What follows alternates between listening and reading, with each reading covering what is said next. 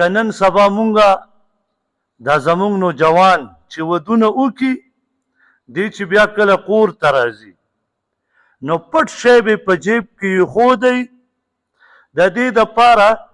چې یرې خپلې ښځې ته یې ویسم چې مور یې راسره ونه ویني پلار یې راسره ونه ویني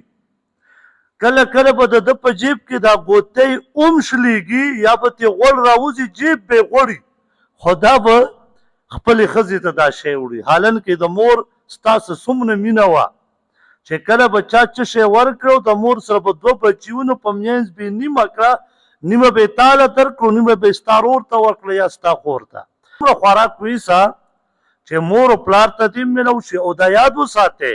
که ته چېرې څه شی ویسې او مور ته یې کښېږدې والله چې هغه به ستا بچو ته هم دغه خوراک ورکوي مور خپله نه خوري ستا په بچو په تا باندې خفه کېږي ستا بیبي ته به هم ورکوي نو کوشش دا وکړو چې څه وړئ خپلو والدینو ته وړئ ګوره دا سپین ږیري ناست دي دی خو اوس کار کسب نشي کولی تاسو ته یې نظر وي نو خپل والدینو خیال کوئ